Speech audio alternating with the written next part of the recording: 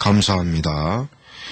2015학년도 저희 제레바 신학교 2학년 또 1학기 이 과정을 오늘 개강을 합니다.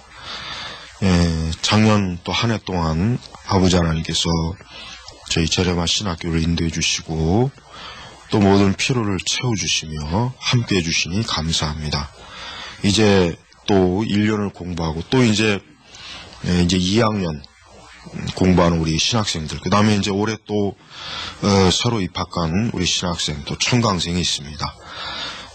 자, 올 한 해도 저희들이 공부하는데 어려움이 없도록 해주시며 모든 사방을 평안케 하셔서 신학 공부하는데 전심전력할 수 있도록 도우시고, 아버지 하나님께서 우리 공부하는 학생들을 축복하셔서 또 앞으로 이 공부로가 장래의 모든 사역들이 아주 좋은 기초가 되어서 앞으로도 지속적으로 평생 신학을 연구하고 공부하면서 주의 사역을 하는데 든든한 토대가 될 수 있도록 도우시옵소서.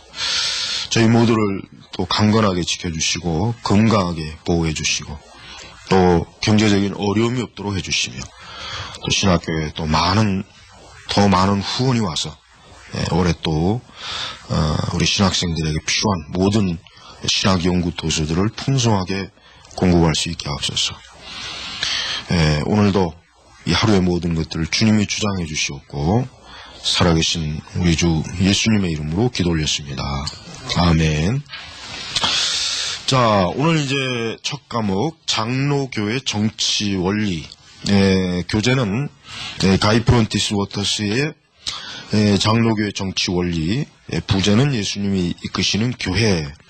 이 책을 이제 교재로 이제 강의를 이제 시작합니다. 사실은 이제 다른 일반 신학교나 신대원에서는 이런 그러니까 이제 적어도 이제 장로교 계통의 신학대학이나 신학교에서 이 장로교 정치 같은 경우는 실천신학에서 이제 다루거나 아니면은 선택 과목으로 다루는 경우도 있고, 거의 그런데, 그렇게 이 장로교 정치 원리가 얼마나 중요한지에 대해서 사실은 학생들이 잘 몰라요. 왜냐하면 우선 공부하는 학생들은 지금 목회를 하는 것도 아니고 그렇다고, 그러니까 당연히 이제 노예나 총회, 이런 활동이라는 걸 전혀 모르잖아요. 그러니까 장로교의 정치가 이게 당장 필요한가 그런 생각할 수 있지만, 그러나 이제 이게 한 개 교회를 목회하고 운영하는 데 있어서 이건 아주 굉장히 필수적인 거예요. 그리고 아주 중요한 교과목이기 때문에 이렇게 학부 때 일찍 배워놓으면은 훨씬 좋아요. 그래서 우리는 우리가 이제 알아야 될 것은 뭐냐면은, 하나님께서는, 이 교회, 그러니까 우선 먼저 이제 전제로 이제 하나 세워둘 것은 이 책에서 이제 사실 나왔지만은, 이 책의 저자는 확고하게 성경에서 말하는 교회 운영, 정치 원리는 장로교다. 그래서 못을 박았어요. 이 저자 자신은 루터교 출신이지만, 나중에 이제 장로교 신학을 알게 되고 개혁주 신학을 알게 되므로 이 교회를 연구하는 가운데 장로교 정치 원리야말로 확고한 하나님의 성경에서 계시한 교회의 운영, 정치 원리다. 이 확신을 이제 본인 자신이 이제 주장하고 있어요. 이제 그렇다고 해서 이제 또 이제 전제를 세우는, 그렇다고 해서 이제 장로교 외 다른 교회는 교회가 아니다. 라고 그렇게는 하지 않는다. 일단 그렇게 또 얘기는 했어요. 그러나 이제 본인은 장로교 정치야말로 가장 분명하고 확고한 하나님께서 성경에 계시한 대로 이 교회의 형태다라고 하는 것을 분명하게 지금 못을 받고 들어간 거예요.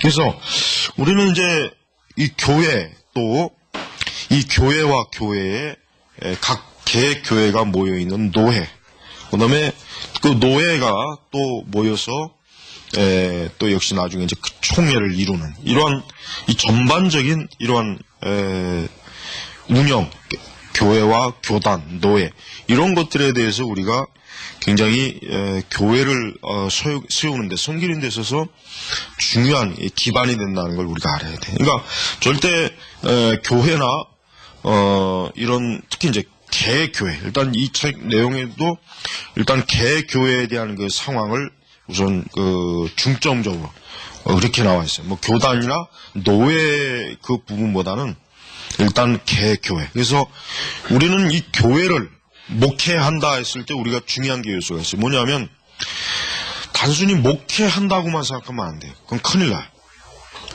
왜냐하면 대다수의 사실 우리나라 교회를 보면은 목회자들이 교회를 운영하는 목회하는 데 있어서 교회를 한편 운영해야 된다는 원리를 경영을 해야 된다는 걸 몰라요. 여기서 이제 경영이라고 하는 것은 세속적 경영이 아니에요. 지금 그걸 얘기하는 게 아니에요. 하나님의 교회를 무질서하게 어때요? 무질서하게 되는 대로 목회하면 안 돼. 그냥 뭐 즉흥적으로 그때 그 다음에 이제 교회에서 어떤 회의를 하거나 교회에서 어떤 무언가를 시행하고 어떤 계획을 세우고 그런 것들을 전반적으로 목회 영역에서 온 교회 같은 그 의견을 모아서 어떤 목적을 이루는 이런 것들에 대해서 주먹구구식으로 하면 안 된단 말이에요. 그래서 사실 이런 것들을 배워야 돼, 사실. 그리고 역시 이제 개교회 목회자들이 모여서 이제 노예를 이루면 역시 노예도 역시 못해요. 노예도 하나의 교회의 그 연합된 그 모임이란 말이에요. 모임. 그러니까 역시 그것도 어때요? 주먹구구식으로 안 되죠. 총회도 마찬가지죠. 근데 우리나라 그 장로교의 전반적인 형태를 보면은 사실 굉장히 그 좀 안 좋은 게 많아요.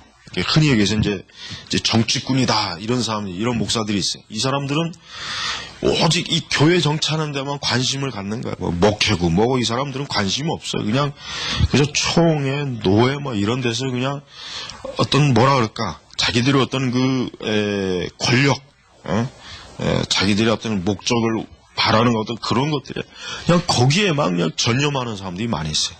그러다 보니까 이 정치꾼들이 사실은 굉장히 교회를 이 총회나 노회나 이런 교회를 어때요? 무질서하게 만들어요. 엉망으로 만든단 말이에요. 엉망으로.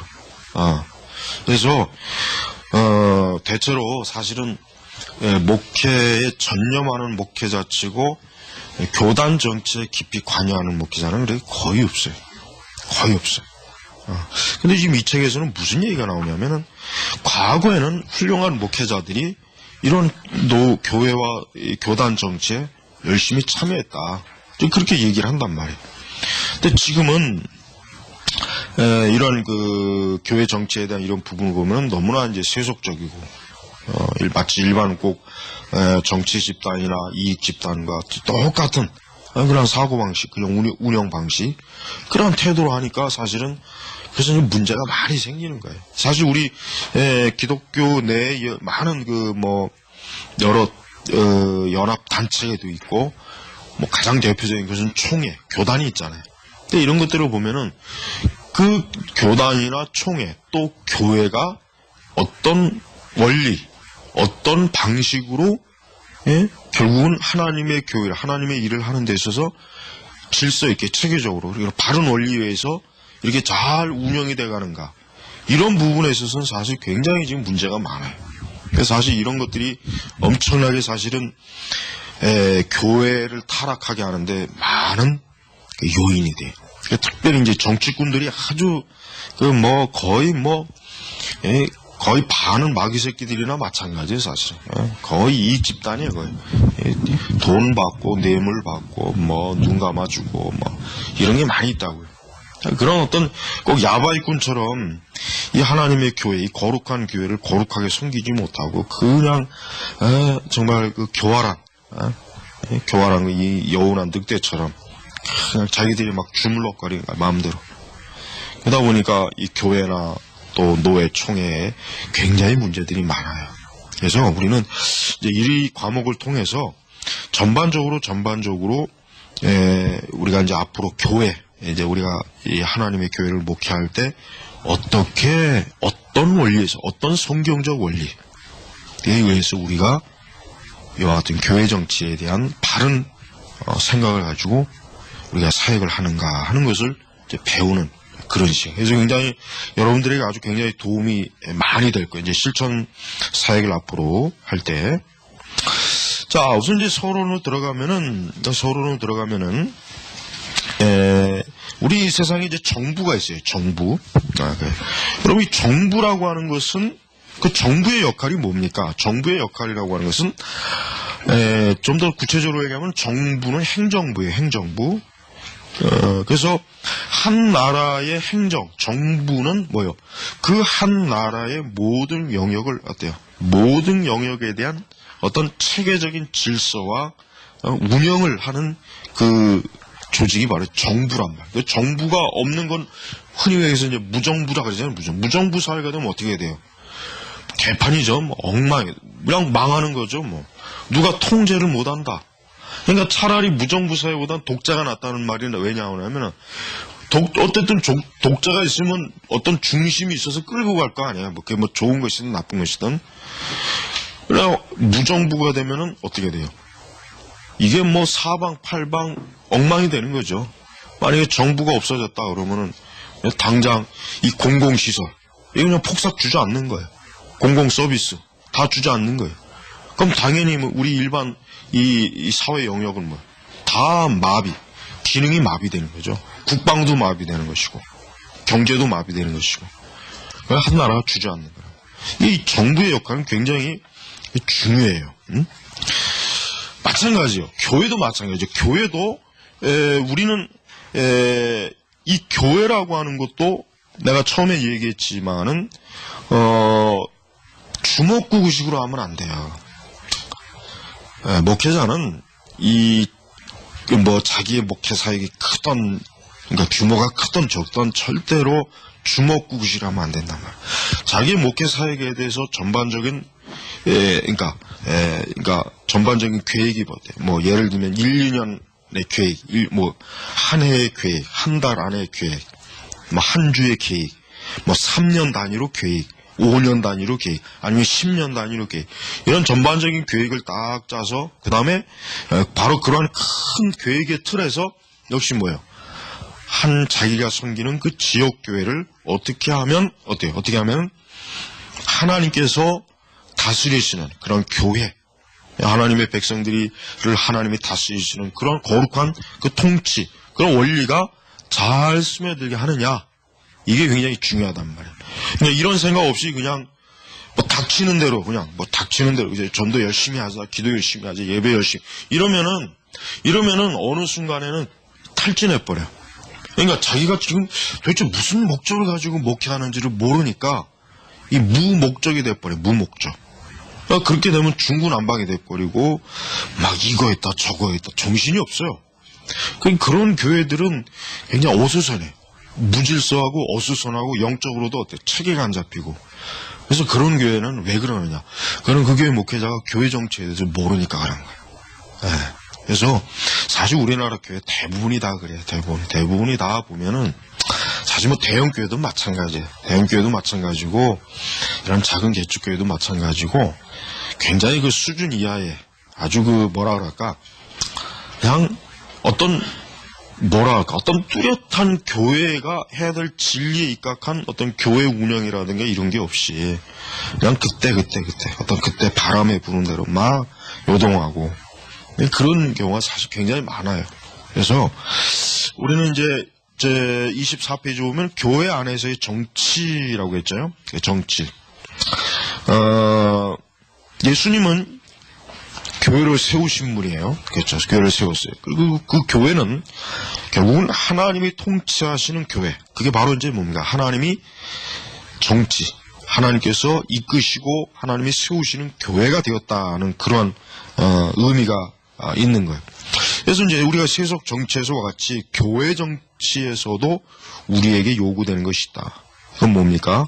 그것은 결국 하나님의 백성들이 어떻게 하면 하나님의 진리대로 하나님을 믿고 어떻게 하면 진리대로 살아가는지에 대한 그 실제적인 그런 방식을 바로 우리 교회가 충분히 그런 것들을 제공하고 이끌어줘야 돼요. 바로 그걸 잘하는 게 바로 교회 정치를 잘하는 거예요. 교회 정치가 잘 되었을 때 그 목적이 이루어지는 거예요. 그러나 교회 정치라는 게 없고 혹 교회 정치를 잘못하게 되면 그러한 아주 거룩하고 원대한 궁극적인 목적이 어떻게 돼요? 흩어지는 거예요, 그냥. 뒤죽박죽이죠, 완전히. 그래서 우리 그리스도인들은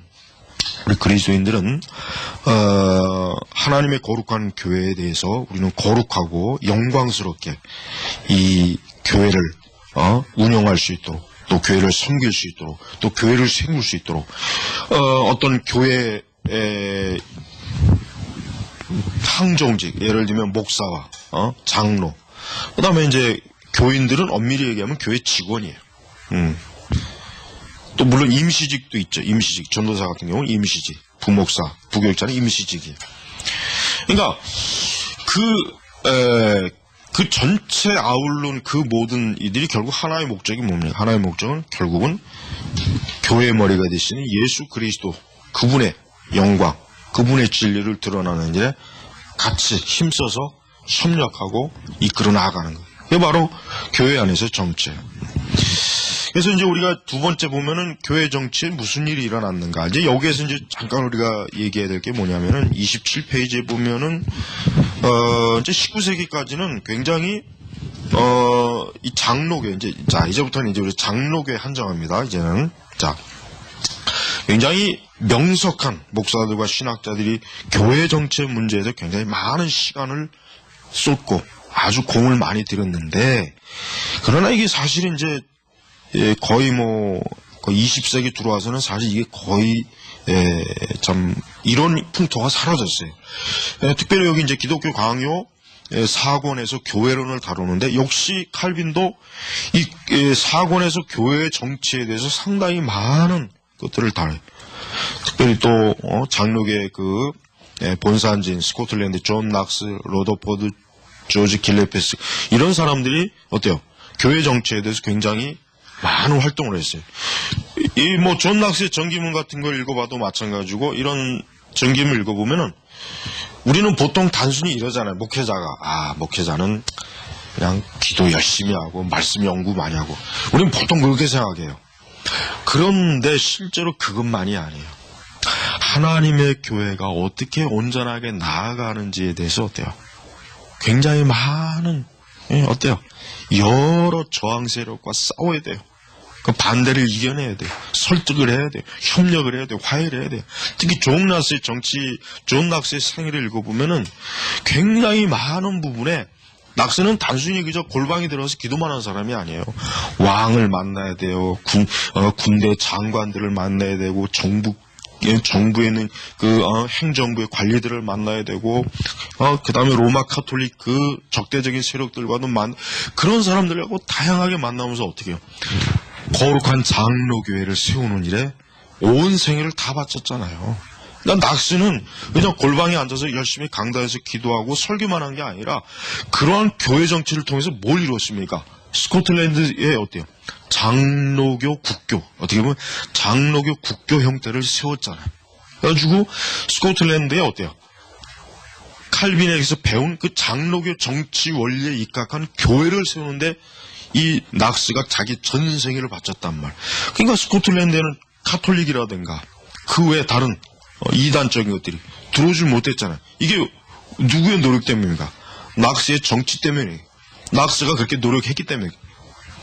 그래서 중요한 거예요. 그래서 여러분이 기회가 되면은 그 존 낙스의 정기집으로 예전에 아주 오래전에 나온 건데, 기독교 문서 성교에서 나온 거, 스탠포드가 진 거, 그게 이제 제일 현재까지는 유일하게 그 책이 가장 나온 거예요. 다른 낙스의 정기집은 다른 데서 나온 게 없어요.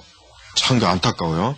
좀 낙스의 정기집이 좀 여러 종류가 나왔으면 참 좋은데, 아주 오래전에 그 스탠포드가 쓴 그 존 낙스에 대한 정기문이 나왔어요. 역시 그 책도 굉장히 좋아요. 그 책 한 권만 읽어봐도 낙스가 얼마나 그 생애에 있어서 지금 여기서 말하는 것처럼 하나님의 교회에 대한 그의 그 원대한 계획, 투쟁, 그 싸움, 아주 노력, 아주 불철주야를 정말 다 바쳐서 이 장로교 원리에 의한 교회를 세워야 된다. 이것만이 하나님의 교회, 복음을 바르게 전하고 수많은 영혼들을 진리의 길로 이끌고 하나님의 교회가 온전한다. 오직 이 거룩한 목적을 가지고 어때요? 낙스는 일생을 싸웠잖아요. 이제 낙스가 만약에 그렇게 하지 않았더라면 스코틀랜드는 로마 카톨릭에 이미 다 오래전에 이미 다 점령이 됐을 거예요. 다 점령이 됐을 거란 말이에요.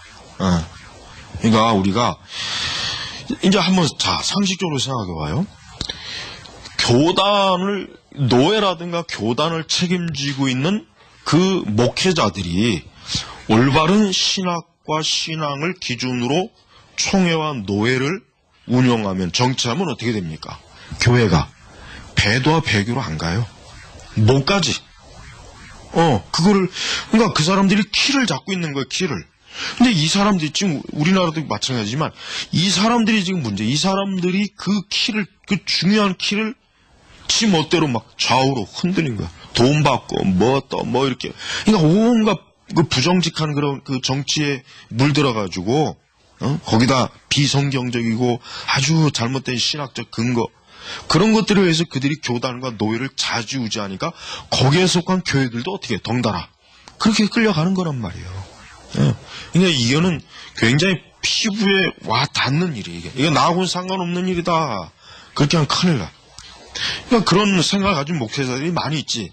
그냥 개교의 목회나 잘하면 되지 뭐. 근데 자기들이 소속한 노예와 교회, 총회가 지금 전반적으로 잘못된 어떤 의제를 가지고 잘못된 결정과 잘못된 선택을 해서 결국은 그렇게 갔을 때 결국 먼 훗날에 자기가 목회하는 교회도 어떻게 돼? 그 잘못된 길로 그대로 흡수되는 거예요. 그래서 지금 이 교회 정치라고 하는 게 아주 중요해요. 그래서 우리는 이 장로교의 정치 원리, 그러니까 우리는 장로교이지만 개혁파 장로교예요. 개혁파 장로. 정확하게 하면 개혁파 장로교예요. 그러니까 이제 우리가 보통 개혁주의에도 장로교 개혁주의냐, 회중 개혁주의냐, 아니면 독립 개혁주의냐, 이게 구분이 돼야 돼요, 사실은. 근데 가장 온전한 개혁주의는 장로교 개혁파가 가장 정확해요. 왜냐하면 일단 칼빈 자신이 성경적 근거에 의해서 이 장로교, 성경에서 왜 장로교를 하나님의 온전한 교회라고 하느냐라고 하는 것을 그 기독교 강해에서도 얘기하지만은 후대에 이 장로교 신학자들이 지금 내 서재에도 아주 소책자가 있는데 왜 장로교 정치 원리와 체제가 성경적이냐는 책이 있어요. 아주 조그만 거, 이만한 얇은 거. 아주 굉장히 좋은 책이에요. 그 책도 나중에 이제 재본해서 주려고 하는데, 우리는 이제 이번 학기는 이 장로교 정치 원리. 그러니까 우리는 뭐 감리교니 무슨 순복음이니 이런 거는 우리는 이제 신경 쓰니까 그건 신경 쓸 바가 못 돼요. 장로교, 개혁파 장로교 원리가 뭐냐라고 하는 것을 이제 이번 학기에 이제 요 책을 통해서 이제 배우면은 우리가 이제 나중에 결국 우리가 한 교회를 목회하면서 또 이 교회들이 또 연합해서 노예를 만들고 그 노예가 또 모여서 총회가 이루어졌을 때 어때요? 정확한 개혁파 원리에, 장로교 개혁파 원리에 의해서 세워진 교회, 노예, 총회, 이게 세 가지가 이루어져야 이게 완벽하게 돌아가는 거란 말이에요. 이게 안 돼 있으니까, 이게 우리나라 장로교가 말이 장로교지 사실은 이 장로교 원리 자체가 지금 도입이 안 돼요. 그냥 껍데기만 도입되는 거지. 뭐 장로 세우는 거, 노예, 총회 세우는 거. 그래, 껍데기 그 정도 말이지 그 속은 장로교의 어떤 정치 원리가 전혀 들어가지 않고 있다고. 그냥 주먹구구식이란 말이야. 그래서 큰 문제가 되는 거야.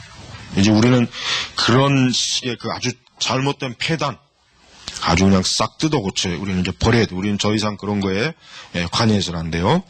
자, 28페이지로 보면은 교회 정치에 대한 관심이 약해진 중요한 한 가지 이유는 20세기 주류 장로교회 안에 많은 보수적인 장로교인들의 슬픈 경영 때문이다.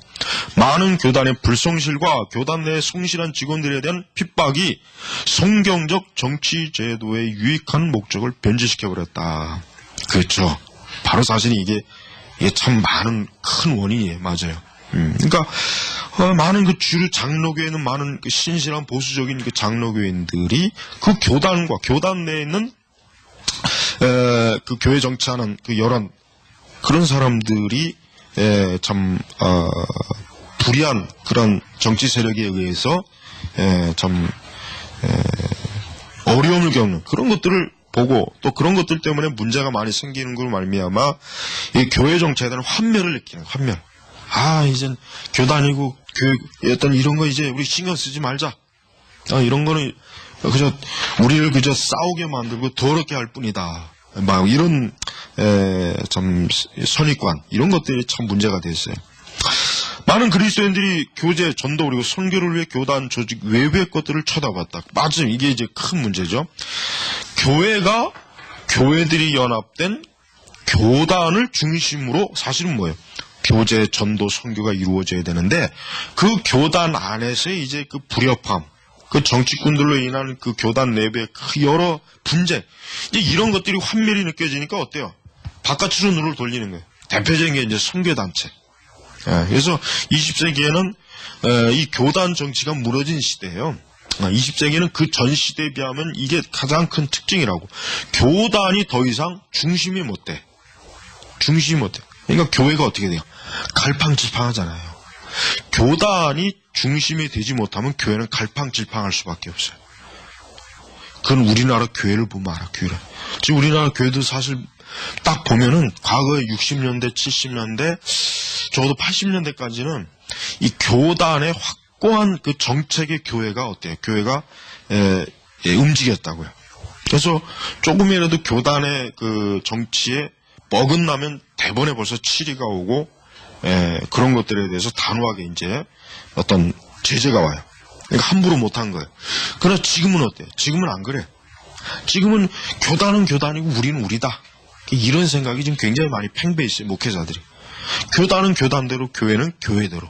이게 다 제각각 놀아. 물론 굉장히 큰 틀 안에서는 하나죠. 그러나 실제로 더 깊이 들어가면 어때요? 이거 완전히 모래알이에요, 모래. 그러니까 지금 이런 말이 있잖아요. 이젠 교단이 필요 없다. 이제 뭐 더 이상 이제 교단에 매여 있는 그런 교회, 기독교는 아니다. 이게 다 지금 그런 원인이 지금 오고 있는 거란 말이에요. 자, 그래서 이제 미국 기독교의 특징이 뭐냐? 개인주의와 자급자족. 그러니까 이제는 쉽게 얘기하면은 어떤 독립된 하나의 교회, 그냥 우리 교회만 잘하자. 지금 뭐 교단이고 또이고 저 집단이 지금 하는 일은 신뢰할 수 없다. 믿을 수가 없다. 우리 교회가 저 교단과 노예 어떤 이런 데 소속이 돼서 뭔가 교회가 거룩한 하나님을 하기는 어렵다. 이런 판단들이 나오니까 어때요? 이제 각자 제각각이 다 노는 거예요. 그래서 이제 제도와 권위에 대한 불신이죠. 제도와 권위. 사실 제도와 권위에 대한 불신은 굉장히 커요.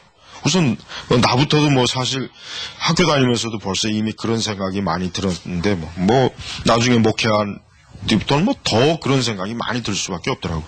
가만히 보면. 왜냐하면 뭐 교단이라고 하는 그 체제가 비성경적이고 잘못된 운영 체제, 또 개교의 현실을 무시한 말도 안 되는 그 행정 절차, 뭐 이런 것들을 자꾸 만들어내니까 이게 그런 것들이 아주 그 목회자들에게는 굉장히 불편한 거예요. 꼴 보기 싫은 거지 그런 거. 그래서 그냥 사실 뭐 억지로 뭐 그냥 노예가고 그런 일들이 많아요. 참 문제가 많다고요. 자, 그래서 이제 여기 지금 서론에는 몇 가지로 이제 좀 기본적인 거, 성경이 교회의 중요성을 강조하는 것을 네 가지로 생각해 볼 수 있다. 해가지고, 지금 네 가지의 이제 큰 줄기를 이제 이 서론에서 좀 다. 첫 번째는 그리스도와 교회 사이에는 밀접한 성경적 관련성이 있다. 중요한 거죠. 교회와 그리스도는 분리가 되면 안 되죠. 분리가 되면 안 돼요. 근데 의외로 분명히 성경적 관점에서는 여기서 나오지만은 지금 뭐 골로새서나 에베소서 사도행전에서 나오지만은 교회는 그리스도는 교회 머리예요. 그러니까 몸과 머리가 분리가 되면 안 되잖아요. 될 수도 없고. 근데 지금 현대 복음주의 교회들은 어떤 상태냐면 분리가 돼 버렸어요. 교회는 교회, 그리스도는 그리스도예요. 지금 모든 게 다 그렇게 돼버렸단 말이에요. 그러니까 지금 제일 먼저 저자가 지금 지적하는 게 뭐냐면 그리스도와 교회 사이에는 밀접한 성경적 관련성이 있다. 그래서 결국은 교회는 예수 그리스도를 머리로 된 그러한 교회라야 그게 온전한 교회다 이거예요.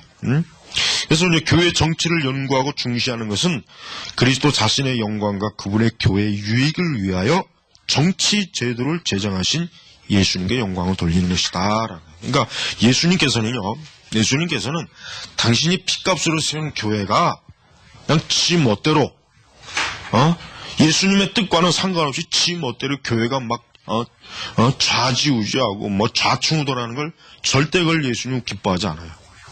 그러니까 가장 우리가 결국 어떠한 교회가 성경적 원리와 성경적 그 노선에서 이탈되는 건 결국 뭐예요? 그리스도와 교회가 분리된 거예요. 분리된 거란 말이에요. 그 현상이. 그러니까 실제로 그 교회는 교회가 아니죠. 예수 그리스도 머리 대신 예수님과 분리된 교회는 사실 교회가 아닙니다. 그건 교회라고 할 수 없어요. 그럼 비정상 교회, 비정상. 우리나라 지금 이 시대는 그런 교회들이 굉장히 많아요. 굉장히 많아요. 그들은 자기들을 교회라고 하는데 실제는 교회가 아니에요. 그래서 예수님께서는 교회가 결국 교회를 통해서 하나님 자신이 예수님이 영광을 받으시고 교회는 영광을 돌리는 거예요. 자, 예를 들어 여기 개혁교회에 속한 개신교가 교황이 지상에서 그리스도의 대리자임을 주장하는 것에 대해서 강하게 반대하는 한 가지 이유가 뭔가? 그들은 이와 같은 주장이 교회를 통치하시는 그리스도의 독점권을 빼앗는다고 생각하기 때문이다. 그렇죠. 예. 바로 이게 여러분 우리가 카톨릭에 대해서도 우리가 교회 정치적 관점에서 카톨릭을 바라봐야 돼요. 그 부분에서도 바라야 될 필요가 뭐냐? 자, 여기도 이제 간략하게 나왔지만은 로마 천주교는 교회 가장 상층부에 누가 있냐면 교황이 있어요. 그런데 성경에서는 교회 상층부에 누가 있습니까? 누가 있습니까? 예수님이 계신단 말이에요. 그러니까 개혁교회라면 개혁교회에 속한 개신교는 어때요? 그런 로마 천주교 교회 정치를 받아들이질 않죠. 너희는 잘못했다. 어떻게 교회라고 하는 이 그리스도의 몸된 교회에 교황이 꼭대기 수장으로 다 있느냐? 그것도 대리자로. 그러니까 잘못된. 그러니까 우리가 천주교를 반대하는 이유 중에 하나가 많이 있지만 교회 정치적 관점에서도 반대할 이유가 바로 여기에 있는 거란 말이에요. 이걸 꼭 이거는 목회자는 이 정도는 알고 있어야 돼. 적어도 장로교 목회자는. 근데 장로교 목회자들이 이걸 몰라요. 그러니까 우리 개신교, 그러니까 장로교 정치 원리에 의한 교회론에서 과연 교회는 누가 통치하고 누가 지배하는가에 대한 그 궁극적인 권위가 누구에 있습니까? 우리는 예수님에게 있는 게. 그러나 카톨릭은 뭐 어때요? 교황에게 있잖아요. 이게 엄청난 차이란 말이에요. 그러니까 우리가 바로 이 첫 번째 예수님과 교회 사이에는 분리가 안 된다. 그러나 만약에 그러한 분리 형태가 되었을 때는 우리는 어때요? 그 교회로 볼 수 없는 거예요. 교회로 볼 수 없는 거예요. 예수님은 타락하지 않아요. 그죠? 예수님은 절대 타락할 리가 없어요. 그러나 교회는 타락해요. 교회는 타락할 가능성이 많단 말이에요.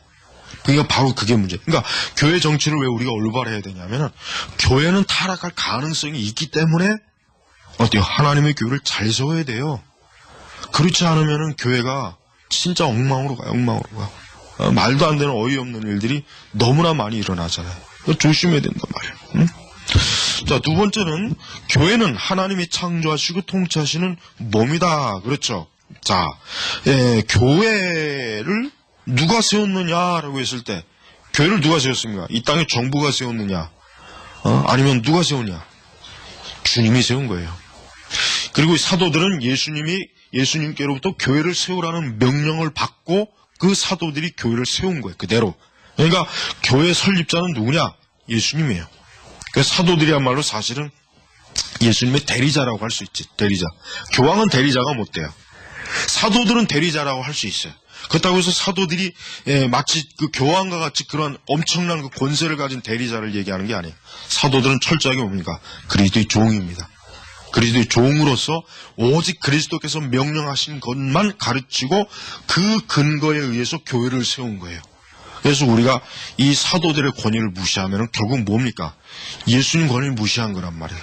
그러니까 지금 여기서도 교회는 하나님이 창조하시고 통치하셨다라는 것은, 교회라고 하는 것은 바로 뭐냐? 예수 그리스도께서 친히 그분의 핏값으로, 그분의 대속의 권능으로 세운 것이다 이거예요. 그러니까 교회는 어때요? 여기도 나와 있지만은 클럽이 아니에요. 무슨 뭐 동아리가 아니에요. 공동체도 아니에요. 사실 공동체도 아니에요. 그러니까 교회라고 하는 것을 지금은 굉장히 묘하게 교회를 지금 정의하는 그 신학자들이 좀 점점 많이 좀 늘어나서 참 문제인데, 그 샘물결 출판사에서 나오는 그 책들을 가만히 그걸 보면은 아주 그 교회에 대한 그 전통적인 교리하고는 확실히 이게 딱 달라져. 굉장히 조심스러워야 돼, 굉장히. 예. 아주 그 자칫하면은, 물론 지금은 이제 거기에 굉장히 복음주의자들이 거기에 홀딱 빠져 있는데, 그런 형태의 교회. 그러나 개혁주의를 제대로 한다면 절대 거기에 이렇게 그런 형태의 교회를 추구하면 안 돼. 예.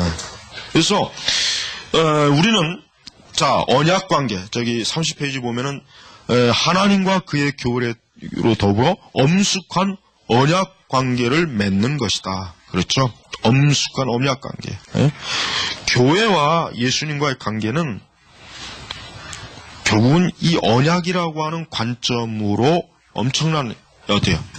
아주 절대 분리할 수 없는 그 관계적, 이 거룩한 관계를 갖고 있는 거예요. 이 언약은 없어지지 않아요. 이 언약은 무효가 되지 않는 거예요. 이 언약은 영원 불변한 거예요. 이 세상의 다른 조약이나 협약은 자칫하면 다 깨져버려요.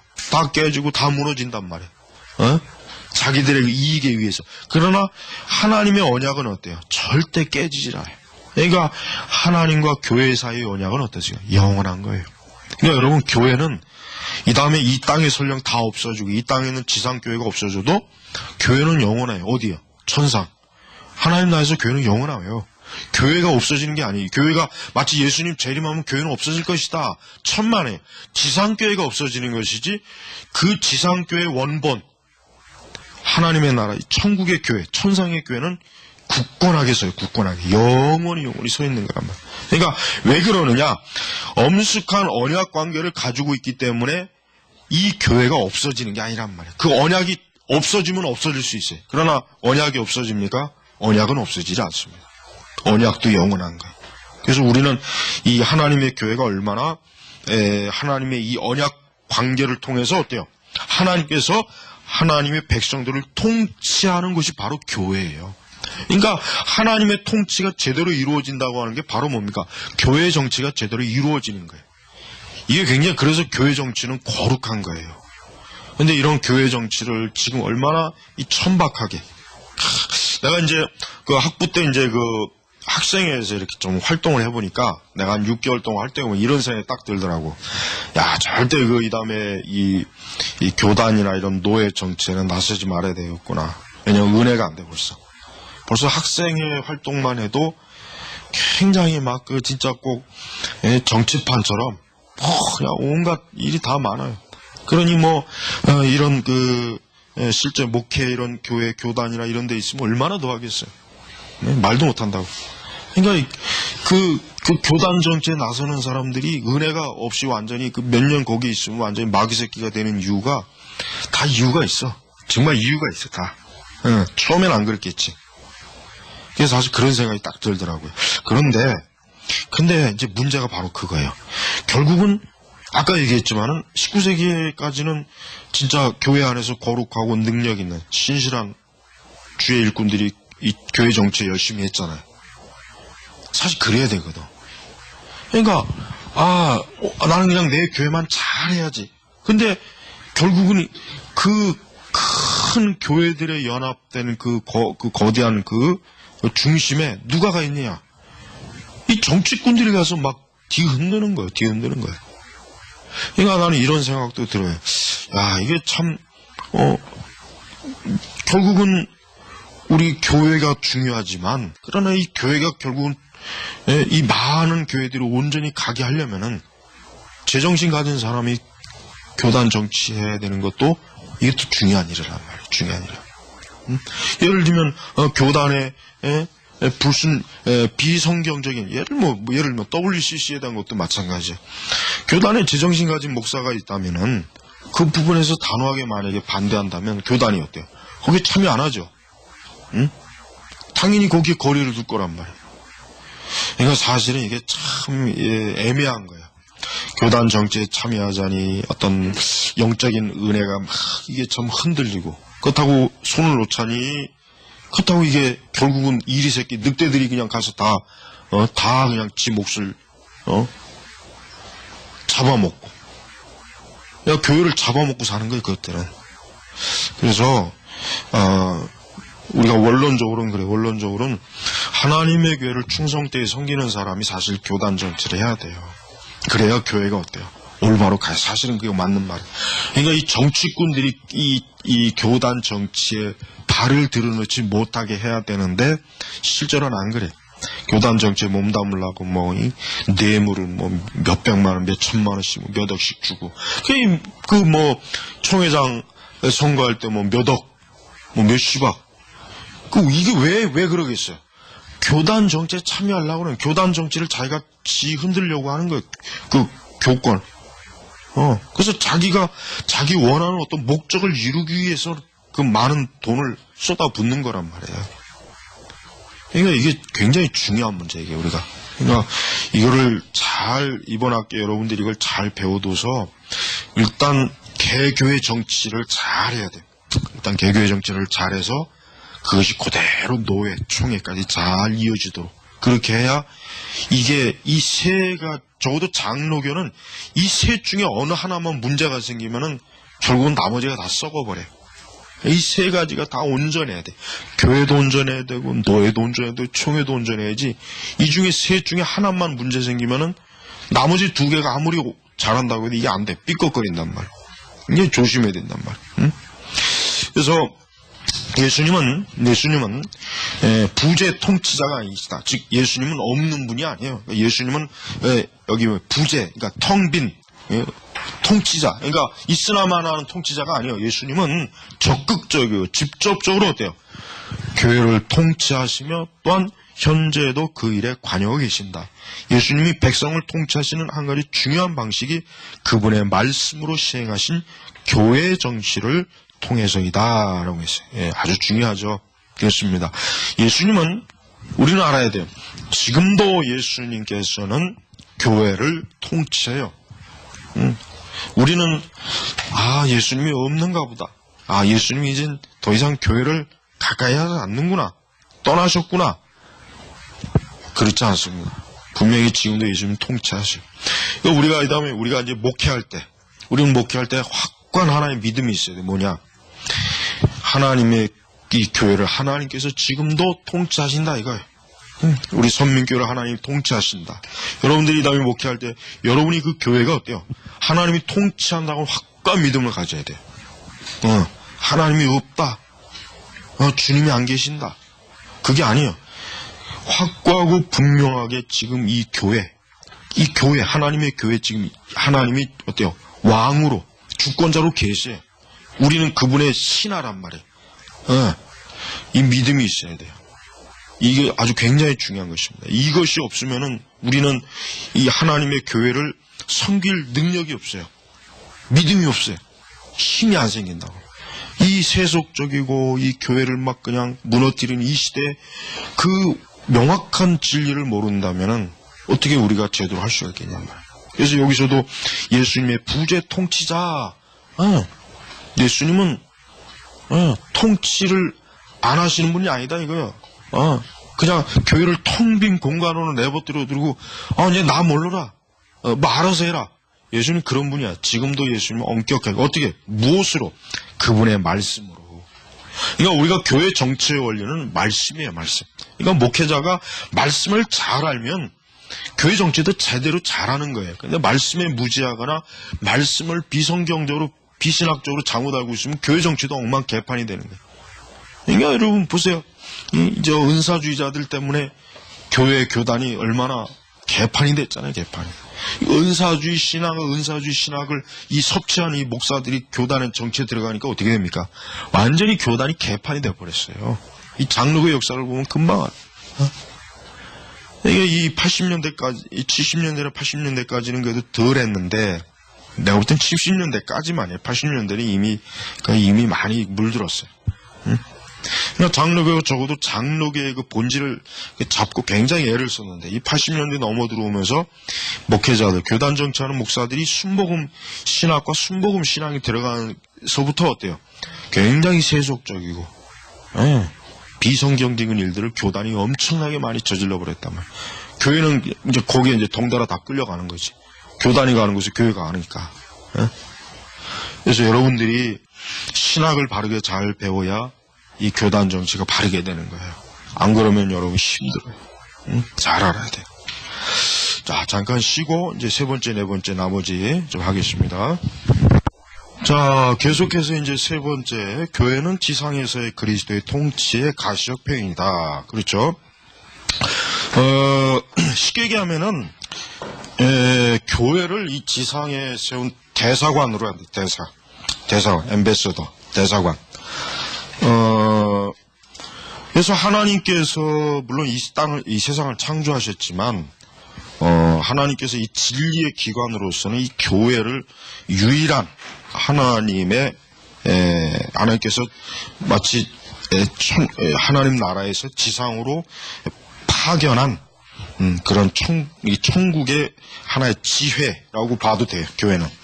그래서 이제 웨스터민스터는 이제 가시적 교회와 이제 주 예수 그리스도 왕국을 동일시할 때 이제 의미한다 그랬죠. 그러니까 사실 보이는 교회와 보이지 않는 교회, 뭐 우리가 이제 교회를 보통 그렇게 나누는데, 외민에서는, 그 신앙고백서에서는 이 가시적 교회, 그러니까 눈에 보이는 교회 자체를 그냥 예수 그리스도의 왕국이다, 이렇게까지 할 정도로 이 가시적 교회에 대해서 굉장히 큰 의미를 많이 부여했어요. 그러니까 우리는 그래서 이제 교회 정치가 중요하다. 교회 정치는 부활하시고 높임을 받으신 중보자 예수 그리스도의 현재 통치에 대해 구체적이고 가시적인 모습을 보여준 하나의 방식이다. 그러니까 어떤 한 나라의 대사관이 어떤 나라에 이제 딱 세워졌을 때 결국 그 대사관은 그 나라를 대표하는 모든 이 종합적인 그러니까 총합적인 실체란 말이에요. 마찬가지예요. 교회라고 하는 것은 이 세상 전체가 하나님 나라가 뭐냐, 하나님의 통치가 뭐냐라고 하는 것을 보여줄 수 있는 유일한 하나님의 기관이란 말이에요. 그래서 교회 정치가 그래서 중요한 거예요. 교회 정치를 개판으로 해버리면 결국 세상은 교회가 교회가 저딴 식이야. 사실 우리나라 교회가 지금 그런 취급 받고 있잖아요. 그거 왜 그렇습니까? 교회 정치를 개판으로 하기 때문에 그래요. 교회 정치를 엉망진창으로 하니까 세상에서 교회를 어때요? 지금 욕하잖아요. 비난하잖아요. 비방하잖아요. 예? 결국 하나님의 지상에 세운 그리스도의 그 가시적 총합 기관인 이 교회를 통해서 세상 사람들이 하나님의 영광과 진리를 보아야 되는데 오히려 거꾸로 교회를 비난하고 교회를 모독하고 복음을 진리를 전부 지금 이 교회 정치가 이 문제가 굉장히 심각한 거예요. 그러니까 여러분들이 이제까지 이제 교회 정치에 대해서 잘 이해를 몰랐거나 그 중요성을 몰랐다면은 오늘 이제 서론을 통해서 이제 이것을 명확하게 이제 잘 이해해서 앞으로 이제 이 교회 정치에 관한 이 책 말고도 또 다른 책이 있어요. 이것보다 훨씬 이전에 나온 책이 있다고.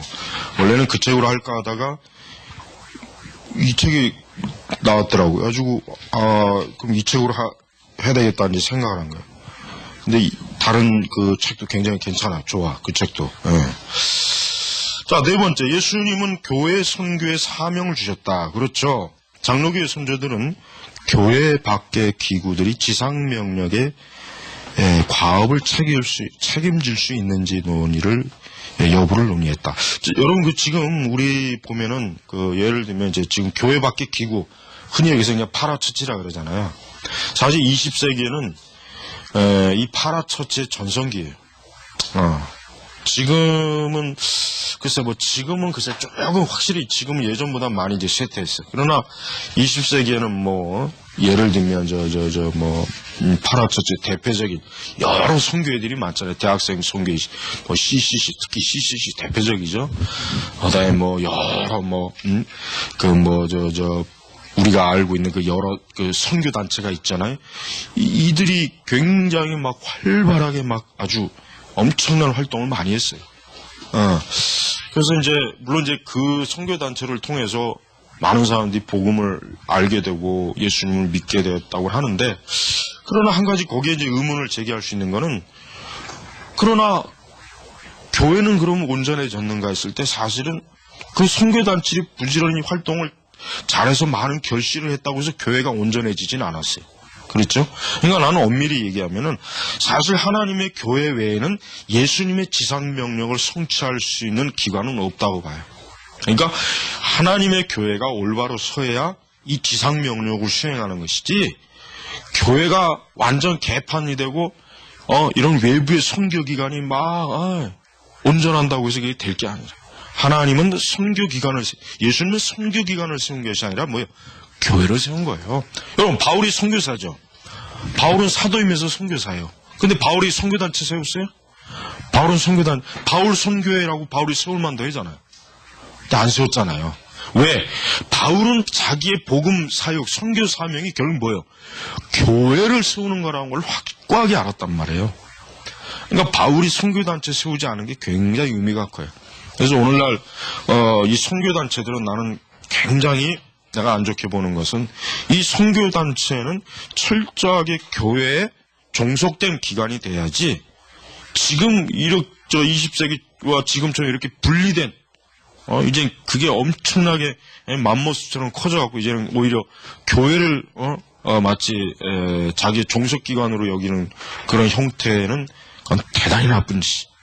그래서 사실은 선교단체를 이제는 사실은 내가 볼 때는 선교단체는 이제 없어져야 돼. 선교단체는 필요가 없어요. 교회가 해야 될 것을 못하니까 그런 선교단체들이 하겠지만은, 그만큼 교회가 어때요? 교회가 예수님의 주신 사명을 직접적으로 받은 유일한 기관인데, 이 사명을 이런 외부의 선교단체에다가 이양하고 준다는 것은, 그건 교회가 뭐예요? 직무유기를 하는 거란 말이에요. 그러니까 이것도 역시 뭐예요? 잘못된 교회 정치의 결과예요. 그러니까 우리는 예수님께서 교회를 통해서 이 세상의 땅끝까지 복음을 전하라고 했는데, 교회가 그 사명을 감당하지 못하니까 막 우후죽순 어떤 선교단체들이 막 생겨났어요. 근데 이 선교단체들이 초기에는 안 그랬는데 점차적으로 세력이 커지다 보니까 이제는 교회와는 별개의 하나의 집단이 되어버린 거예요. 이게 굉장히 치명적인 잘못된 문제란 말이에요. 근데 이 선교단체를 운영하는 사람들이 이런 올바른 교회관을 몰라요. 그들은 자기들의 선교단체가 하나님께서 주신 지상명령을 수행하는 마치 궁극적인 마치 어떤 소명자의 소명기관이냐, 그렇게 이제 착각을 해요. 그러나 그럼 착각이에요. 그건 대단히 큰 오류란 말이에요. 처음부터 끝까지 교회예요. 아무리 교회가 보잘것없고 교회가 시시해 보여도 교회가 없으면 선교단체는 없는 거예요. 이 선교단체의 지도자들이 이런 교회 정치에 대해서 전혀 깜깜하고 무지하기 때문에, 그들은 자기들이 그 하는 일이 얼마나 참 하나님의 교회에 중대한 의미를 가지는 줄 모르고 있는 거예요. 자, 그래서 우리가 이제 32절로 넘어가면은 결국 지상명령이 교회에 일반적으로 적용될 수 있으나, 그것은 특히 제자들과 그들 이후에 하나님의 말씀을 온 민족에게 전달하고 부르심받은 자들에게 속한다. 결국 이 제자들은 결국은 교회를 세워서 이 지상명령을 이루는 거예요. 이 지상명령. 그리고 이 지상명령은 결국은 예수님께서 이 지상명령을 제자들에게 내리시고, 제자들은 교회를 세워서 그 교회를 통해서 이 지상명령의 성취를 계속해서 지금도 했대요. 계속해서 이루는 거예요. 그리고 제자들은 하나님 말씀 선포와 교회의 권증을 통해서, 또 이제 여기서는 잠깐 빠졌지만은 거룩한 성례를 통해서 예수님은 그들에게 명하신 모든 것을 지키도록 가르침을 받았다. 이 모든 것이 교회 정치와 무슨 관계가 있는가? 간단히 말해서 교회가 지상명령을 신실하게 이행하기 위해서는 반드시 다스림을 받아야 된다. 바로 이거예요. 아까 얘기했잖아요. 절대 교회는 무질서하면 안 된다 그랬죠. 절대 교회는 무질서하면 안 돼요. 교회는 반드시 다스림을 받아야 돼요. 어떤 원리에, 말씀의 원리에 의해서 다스림을 받아야 되는 거예요. 그러니까 교회 정치를 하는 사람들은 이 하나님의 말씀에 의해서 하나님의 교회를 다스리고 섬기는 것이지 지 멋대로 자기 마음대로 하면 안 돼요. 자기 마음대로. 근데 사실 자기 마음대로 다 하거든. 지금도 자기 마음대로 다 해요. 응? 그러니까 그게 교회에게 치명적인 해를 끼치잖아요. 계속해서 지금 해를 끼쳐. 두고두고. 그래서 교회 직원들을 통한 말씀 사역과 제자 훈련은 교회 정치와 관련된 문제이다. 교회 직원들을 통한 말씀 사역, 교회 직원들을 통한 여기서 교회 직원은 누굽니까? 교회 직원은 사도, 그다음에 뭐요? 목회자예요. 사도와 목회자. 이제 사도들은 이미 그들의 주어진 사역을 마치고 갔어요. 그러면 결국은 누가 사실은 교회 직원으로 이제 유일하게 남았어요. 목회자, 부름받은 하나님의 일꾼들이 교회 직원이에요. 그러니까 이 사람들은 하나님의 말씀을 통해서 또 거룩한 신앙 훈련을 통해서 이 하나님의 교회를 잘 다스려야 돼. 그래서 이러한 잘 다스림을 받느냐 받지 못하느냐가 결국은 뭐예요? 교회 정치가 제대로 이루어지느냐 안 이루어지느냐라고 하는 것이 사실은 결정이 되는 거예요. 우리가 이제 뭐 사도행전을 보면 알겠지만은 사도들이 처음에 이제 그 오순절 강림 이후에 예루살렘의 교회를 한 자 크게 세웠죠. 거기에 굉장히 허다한 무리들이 제사장들도 많은 유대인 또 헬라파 유대인 또 헬라인들 많이 모였어요. 그래가지고 거기서 이제 나중에 시간이 지나서 7집사를 세워요. 그 다음에 7집사를 세우고 나서 그 다음에 이제 예루살렘에 핍박이 왔을 때 그때 그 예루살렘 교회가 흩어져서 그 흩어진 무리들이 각 지역에 이제 교회를 세운단 말이에요. 결국은 그리고 사도들은 각 지역에 세워진 교회를 통해서 어때요? 그 교회 장로를 세우죠. 장로를 세워가지고 하나님의 교회를 어떻게 운영하라라고 하는 지침을 줘요. 그게 이제 디모데 전후서 디도서란 말이에요. 대표적으로. 그 다음에 이제 고린도서 같은 경우는 그 고린도 교회에 어떤 문제가 일어났을 때 사도가 그걸 어떻게 처리하는지에 대한 것들을 자세하게 지금 거기에 나와 있는 게. 그게 뭐냐? 그 교회 정치에 대한 것들을 말씀한 거예요. 교회 정치에 대한.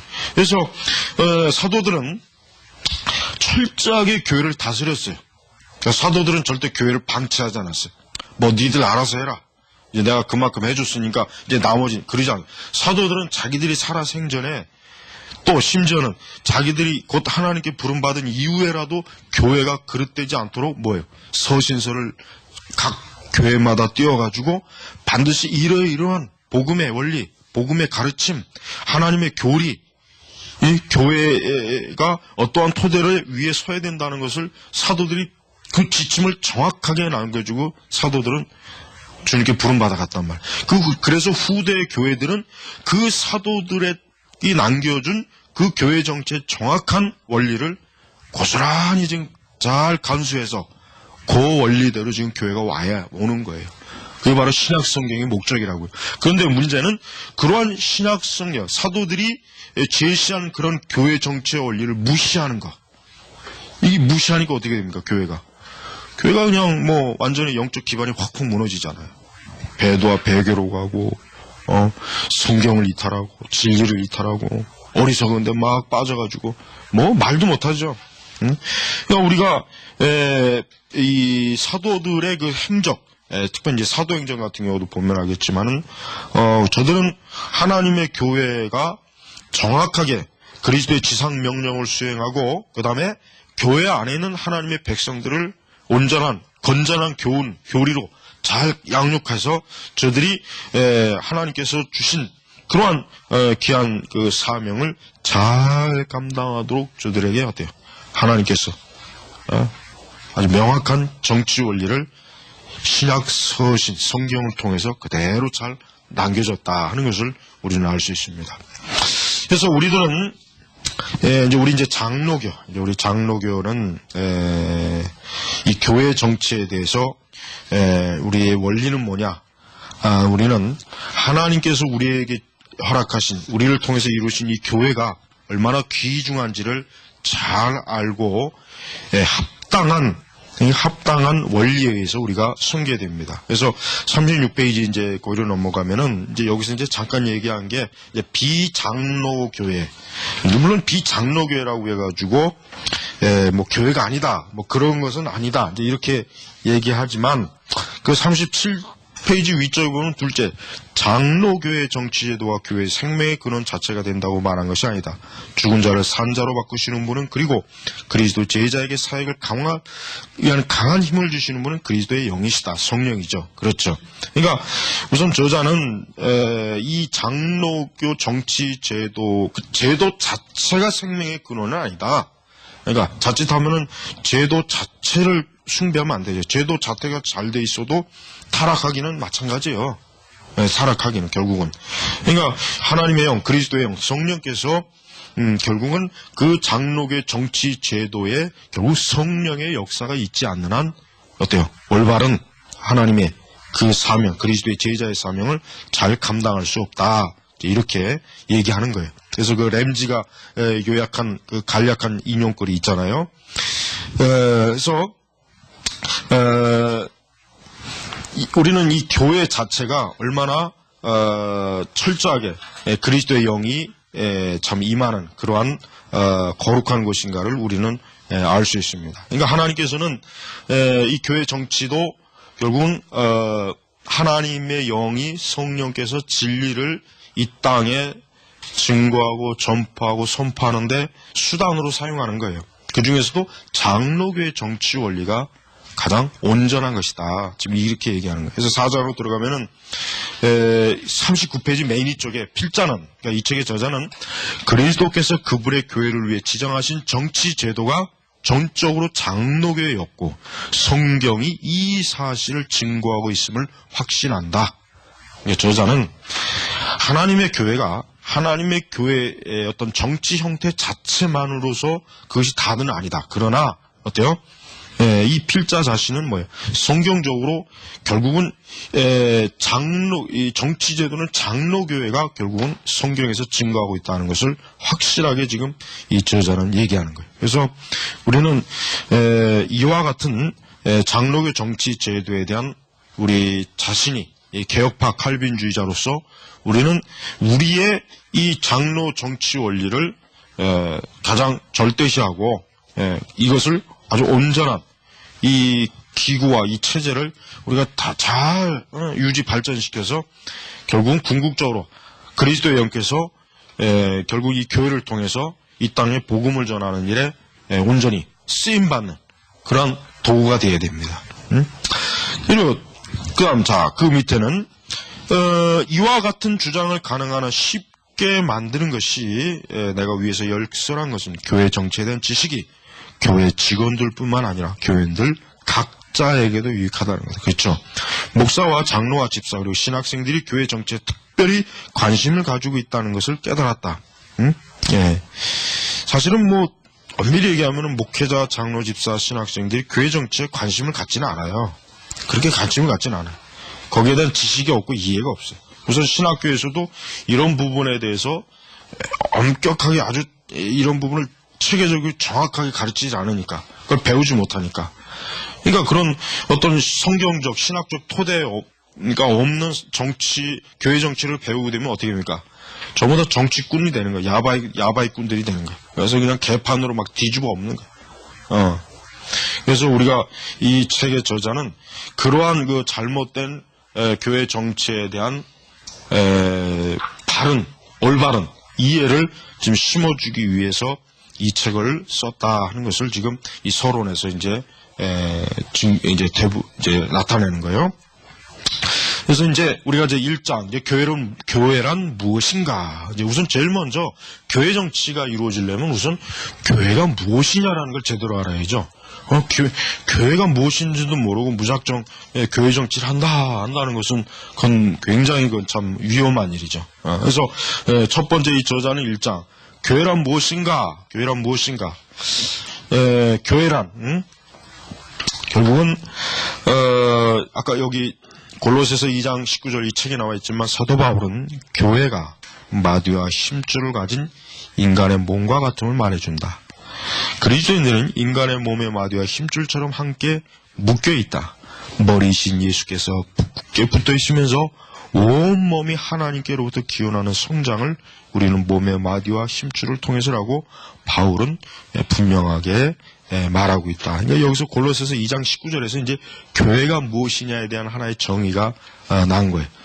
그래서 교회는 단지 그리스도의 삶만이 아니라 영원 전부터 선포되고 역사 속에서 실행된 하나님의 구원 계획과 목적에서도 중요하다.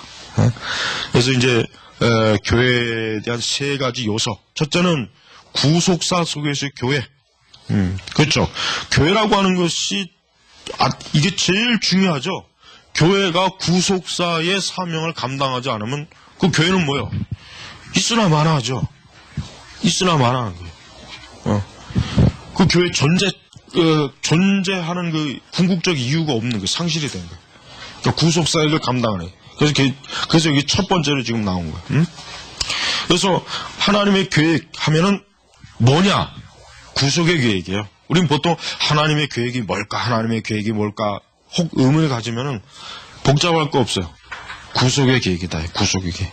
이 구속의 계획을 이루는 것이 어딥니까? 교회예요.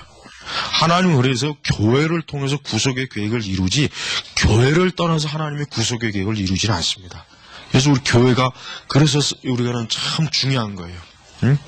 두 번째는 성경이 하나님의 백성을 논의하기 위해 사용하는 중요한 구분에 대한 요소이다. 이 구분은 가시적 교회와 비가시적 교회로 알려져 있다. 그렇죠? 아까 잠깐 얘기했죠. 가시적 교회, 비가시적 교회. 우리가 이 가시적 교회와 비가시적 교회를 둘 다 우리는 동일하게 중요하게 여기게 돼요. 물론 비가시적 교회는 영원한 하나님 나라의 천상의 교회로 아주 궁극적인 목적을 가지고 있는 교회예요. 목적을. 그렇다고 해서 가시적 교회를 무시하면 안 되죠. 아까도 얘기했지만 가시적 교회는 뭡니까? 이 땅에 하나님께서 세우신 하나님 나라의 뭐예요? 네, 대사관이에요. 대사관. 그래서 가시적 교회도 엄청나게 중요성을 가지고 있어야 돼. 그러니까 우리는 가시적 교회가 가시적 교회는 좀 불완전하다, 오류가 있다, 흠이 있다. 그래가지고 가시적 교회를 무시하면 큰일 납니다. 하나님은 지금도 이 가시적 교회를 통해서 어때요? 구속사를 계속 이루잖아요. 그러니까 가시적 교회를 비가시적 교회보다 열등하게 보는 그런 그 잘못된 그 교리적 개념은 그건 아주 주의해야 되는 거예요. 세 번째, 교인 자격에 관한 요소다. 교인 자격. 그래서 이 교인 자격, 결국 누가 교회 교인인가 하는 거. 누가 교회 교인이냐. 사실 교회 정치에서 제일 사실 중요하게 다뤄야 되는 게 이거죠. 교회의 진정한 의미의 구성 멤버. 교회의 진정한 의미의 교회가 그 교회에서 교인이라고 할 수 있는 그 자격 있는 교인. 이게 누구냐 이거.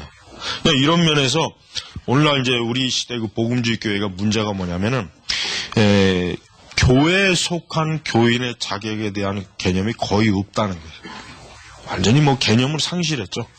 그냥 떼거지로 그냥 들어오기만 하면 좋다는 그런 관념을 가지고 있기 때문에 구체적으로 교인 한 사람 한 사람이 자기는 하나님의 교회의 구성원이다.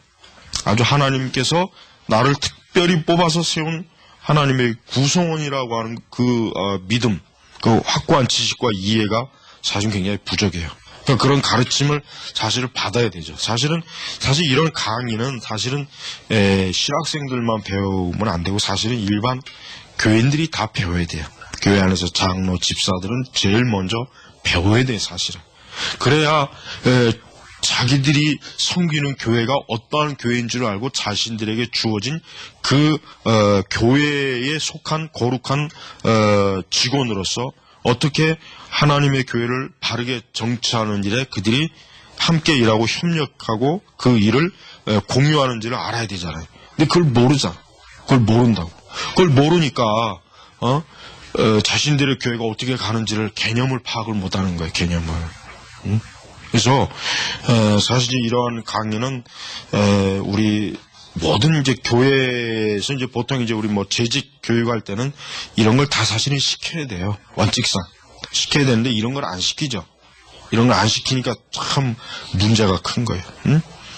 그래서 우리는 이 세 종류로 이제 교회란 무엇인가라고 하는 우선 교회의 정체성의 문제, 즉 교회의 정치를 하는 그 교회의 정체성의 문제를 잘 먼저 파악하고 그 다음에 이제 2장으로 넘어가면은 교회 정치, 이제 본격적으로 교회 정치에 대해서 더 구체적이고 세부적인 것을 지금 할 겁니다. 그래서 다음 시간에는 요 1장을 여러분이 미리 읽어와서 요 1장을 빨리 끝내고 바로 2장으로 수업을 들어갈 수 있도록 여러분이 미리 이제 1장을 다 읽어요. 그래서 1장 여기 아까 지금 얘기한 구속사, 그 다음에 하나님의 백성, 그 다음에 교인의 자격, 이 부분에 있어서 강의를 빨리 마치고 그래서 이건 전체 뭐 이거는 7장밖에 사실은 없기 때문에 이 과목은 이번 학기에 완전히 다 아마 끝내는 데는 어려움이 없을 것 같아요. 여러분들 또 이해하는 데도 뭐 이렇게 어렵진 않으니까. 그래서 요거를 이제 다음 주에 1장 마치고 바로 2장으로 다음 주에 바로 이제 또 들어갈 거를 여러분이 잘 이해하고 1장을 미리 좀 충분히 좀 읽고 오기 바랍니다. 그래서 이번 학기 같은 장로교의 정치 원리를 여러분들이 배워놓으면은 앞으로 이제 이 교회의 어떤 그러니까 교회를 바라보는 이 시야가 굉장히 깊이 잘 이제 교회에 들어올 수가 있어요. 이런 걸 알게 됨으로 말미암아 하나님의 교회가 어떠한 원리에 의해서 나아가야 되죠, 세워져야 되는지에 대해서 아마 잘 알 수가 있을 것입니다. 자, 마치겠습니다.